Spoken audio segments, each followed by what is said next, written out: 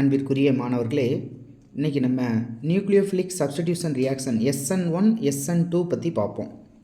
So இங்கே கவனிங்க, இந்த நியூக்ளியோஃபிலிக் சப்ஸ்டிடியூஷன் ரியாக்ஷன் யாருக்கும் இடையில் நடக்கும் அப்படின்னா, மெயினாக ஒரு அல்கைல் ஹேலைடுக்கும் ஒரு ஆல்கஹாலுக்கும் நடுவில் தான் இந்த SN1 SN2 பற்றி நம்ம படிக்க போகிறோம். ஸோ இங்கே கவனிங்க, அல்கைல் ஹேலைடு அப்படின்னா RX, எக்ஸுன்றது ஹேலஜனை குறிக்கும். KOH அப்படின்றது வந்து யார் அப்படின்னா, இது ஒரு பேஸ் அல்லது இது ஒரு நியூக்ளியோஃபைல்னு நம்ம சொல்லலாம். இங்கே இந்த K ப்ளஸ் அப்படின்ற பாசிட்டிவ் அயானும் ஹேலைடில் இருக்கக்கூடிய நெகட்டிவ் அயானும் சேர்ந்து நமக்கு பொட்டாசியம் ஹேலைடு போயிட்டு நமக்கு ஒரு ஆல்கஹால்ன்ற ப்ராடக்ட் கிடைக்கும். அப்போ அல்கைல் ஹேலைடுக்கும் ஆல்கஹாலுக்கும் நடுவில் தான் இந்த நியூக்ளியோஃபிலிக் சப்ஸ்டிடியூஷன் ரியாக்ஷனை பற்றி நம்ம பார்க்க போகிறோம். ஸோ இங்கே பாருங்கள், ஹேலைடை வெளியே எடுத்துகிட்டு அதுக்கு பதிலாக நம்ம OHஐ சப்ஸ்டியூட் பண்ணியிருக்கோம். அதனால் இதுக்கு பேர் சப்ஸ்டிடியூஷன் ரியாக்ஷன். ஸோ பாருங்கள், ரெண்டையும் அப்படி நம்ம கம்பேர் பண்ணி படிக்கலாம். இதில் மொத்தம் ரெண்டு பேர் வந்து SN1 ரியாக்ஷன், இன்னொன்றுக்கு பேர் SN2 ரியாக்ஷன். ஸோ இங்கே பாருங்கள், இதில் இது ஒரு யூனி மாலிகுலர் ரியாக்ஷன் SN1. ஏன் அப்படின்னு கேட்டிங்கன்னா, இந்த ரியாக்ஷன் வந்து பார்த்திங்கன்னா ஏதாவது ஒரு ரியாக்டண்ட்டை மட்டும் பொறுத்து இருக்கும். இங்கே பாருங்கள், இந்த ரியாக்ஷனில் நமக்கு ரெண்டு ரியாக்டண்ட்னு வச்சுக்கோங்களேன். இதில் யாராவது ஒருத்தரை மட்டும் பொறுத்து இந்த ரியாக்ஷனோட ஸ்பீடு இருக்கும். அதனால் இதை நம்ம என்ன சொல்கிறோம் அப்படின்னா, இது ஒரு யூனி மாலிகுலர் ரியாக்ஷன்.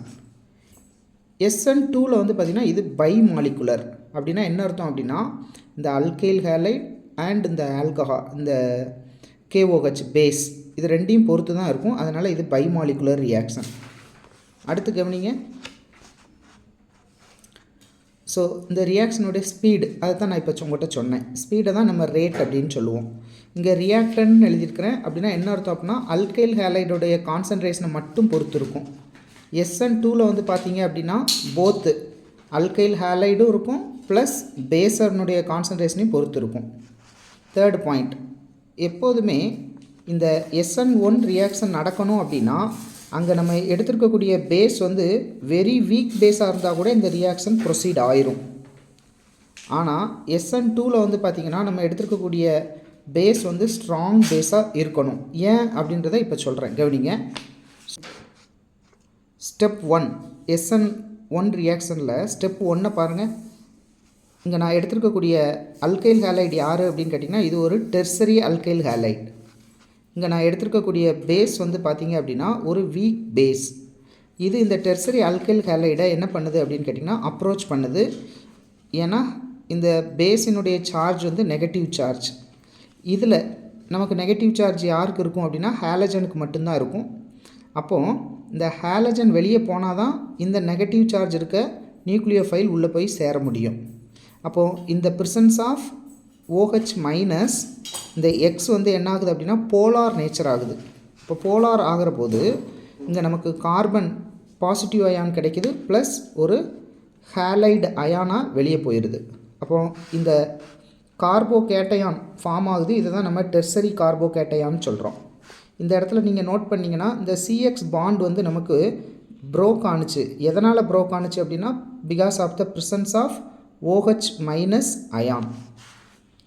இந்த OHஐ தான் நம்ம நியூக்ளியோஃபைல் அப்படின்னு சொல்கிறோம்.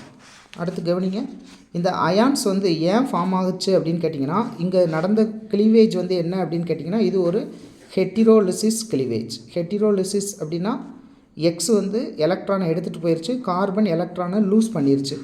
ஸோ அதனால் நமக்கு அயான்ஸ் வந்து ஃபார்ம் ஆணுச்சு. அடுத்த ஸ்டெப்பில் பாருங்கள், ஸ்டெப் 2ல் நமக்கு என்ன நடக்குது அப்படின்னு கேட்டிங்கன்னா, இந்த கார்போகேட்டையானினுடைய ஸ்ட்ரக்சரை நான் உங்களுக்கு வரைஞ்சிருக்கிறேன். ஸோ இந்த கார்பனில் சுற்றி இருக்கக்கூடிய 3 மெத்தில் குரூப்பும் நமக்கு ஒரு முக்கோண வடிவம் ட்ரைகோனல் பிளேனார் ஷேப்பில் இருக்குது. 4வது பொசிஷன் வந்து கார்பனில் வந்து எலக்ட்ரானை லூஸ் பண்ணதுனால வேக்கண்ட் ஆர்பிட்டால் இருக்குது. இந்த எம்டி ஆர்பிட்டால்னு சொல்லுவோம். இப்போ இந்த நியூக்ளியோஃபைல் என்ன பண்ணும் அப்படின்னு கேட்டிங்கன்னா, இந்த கார்பனை இந்த கார்பனில் இருக்க வேக்கண்ட் ஆர்பிட்டாலில் இது போய் ஜாயிண்ட் ஆக முடியும். எய்தர் ஃப்ரண்ட் சைடாகவும் போகலாம் அல்லது பேக் சைடாகவும் போகலாம். அப்படி போகிற போது இந்த ரியாக்ஷன் ரொம்ப வேகமாக நடக்கும். ஏன் அப்படின்னா, ஏன்னா OH வந்து ஆல்ரெடி நெகட்டிவ் சார்ஜ், கார்பன் வந்து பாசிட்டிவ் சார்ஜ் இருக்குது.